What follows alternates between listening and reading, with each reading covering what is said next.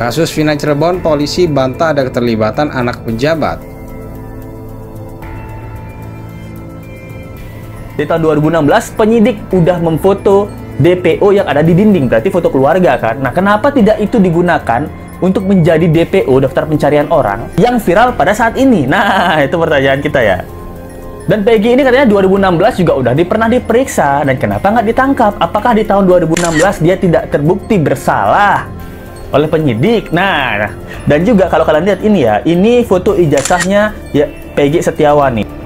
Sepertinya ada unsur subjektivitas dari penyidik, makanya harus dipaksakan ada tersangka. Makanya pernyataannya terus berubah-ubah gitu. Dari 3 orang DPO kemudian tidak bisa dikejar karena ada pencabutan BAP. Kemudian sekarang viral ditangkap 1 orang, kemudian dianulir lagi. Bukan 3 DPO menjadi 1 DPO yang sudah ditangkap. Artinya ini ada semacam beban emosional, subjektivitas dari penyidik, dan tentu ini mencederai rasa keadilan masyarakat. Dari ijazah Peggy Setiawan, kita lihat nama Peggy Setiawannya tuh serasa bold, tebel gitu ya, gitu. Bagian namanya kok tebel ya, gitu. Kayak apa gitu. Tahun 1996, berarti sekarang itu 28 tahun umurnya. Sedangkan yang di DPO dia bilang umurnya itu 30 tahun. Nah, kalau dilihat dari foto masa kecil, dia berambut lurus nih. Kalau dari kecil dia kayaknya udah berambut lurus, tapi memang pendek ya gitu. Tapi kalau yang di DPO kok dia berambut keriting. Nah, apakah sudah terbukti dia pelaku pembunuhan Vina dan Eki? Ini yang belum terbukti. Yang apalagi dia menolak kan. Waktu konferensi pers itu dia mengatakan, saya menolak, saya bukan pelakunya. Apalagi keterangan atau BAP daripada para terdakwa yang sekarang sudah jadi terpidana itu dicabut. Orang itu ada di lokasi saat kejadian. Dari mana kamu melihat? Dari jarak kalau nggak salah 100 meter ya. Jarak 100 meter malam hari. Itu kan tengah malam, jam 10 apa jam berapa. Nah, ini saksi ini meragukan. Masa jam segitu, jarak sekian jauh bisa mengenali orang? Bisa tahu warna sepeda motornya? Ini saksi yang meragukan. Ini karena perkara ini perkara mendapatkan sorotan masyarakat, dan masyarakat menilai masyarakat tanda petik membantu memberikan informasi-informasi yang akurat.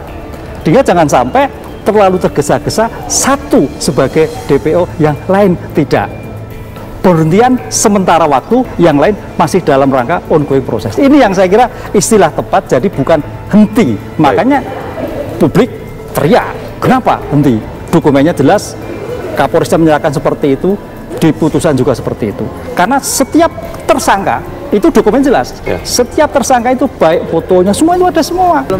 Kasus Vina ya, ini problem yang harus diaudit adalah tim penyidik di tahun 2016 ya.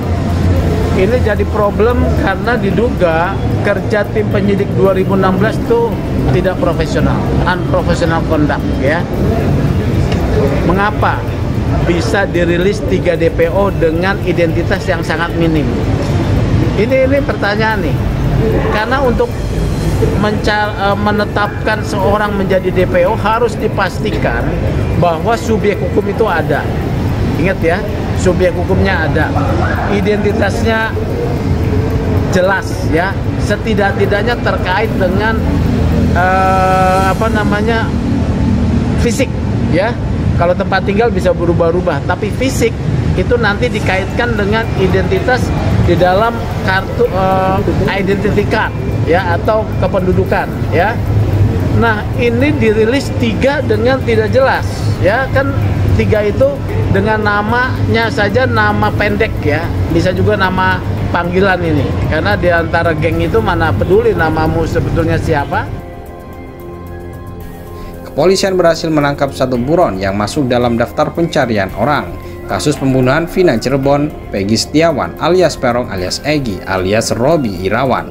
Namun bermunculan asumsi adanya keterlibatan anak pejabat dalam kasus yang terjadi pada 2016 itu. Bahkan Ramadhani Purwadadi Sastra Anak mantan Bupati Cirebon sempat terseret. Ia pun mengklarifikasi bahwa dirinya menjadi korban fitnah dan tidak terlibat dalam kasus pembunuhan Vina dan Eki. Nama Ramadhani Purwada di Sastra masuk dalam pusaran asumsi masyarakat karena namanya memiliki kemiripan dengan nama satu DPO yakni Dani. Kendati belakangan Polda Jabar meralat bahwa hanya ada satu DPO yakni Peggy. Dua nama yang sebelumnya disebut sebagai DPO yakni Dani dan Andi merupakan asal sebut. Dari hasil penyelidikan DPO hanya satu, dua nama yang disebutkan hanya asal sebut berdasarkan keterangan dari para terpidana lainnya, kata Direktur Ditreskrimum Polda Jabar Kombes Pol Surawan di Polda Jabar Minggu 26 Mei 2024. Soal asumsi yang menyebutkan adanya keterlibatan anak pejabat juga ditepis Kombes Pol Surawan. Ia memastikan tidak ada keterlibatan anak pejabat. Saya tegaskan tak ada keterlibatan anak pejabat di sini. Kami sangat kooperatif dan transparan dalam penyelidikan ini. DPO hanya satu, PS Peggy Setiawan, ujarnya. Terkait dengan apa yang disampaikan itu silakan, tapi tetap kami berpegangan pada fakta penyidikan. Jadi tidak kita berasumsi maupun di media sosial, pungkasnya.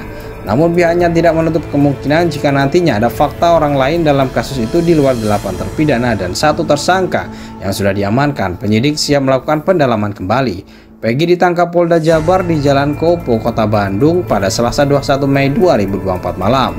Jadi Peggy yang kami DPO-kan, informasi terakhir yang kami dapatkan bekerja sebagai buruh bangunan di Bandung, kata Kabid Humas Polda Jabar Kombes Pol Jules Abraham Abbas Rabu 22 Mei 2024. Kepolisian berhasil menangkap satu buron yang masuk dalam daftar pencarian orang kasus pembunuhan Vina Cirebon, Peggy Setiawan alias Perong alias Egi alias Robi Irawan.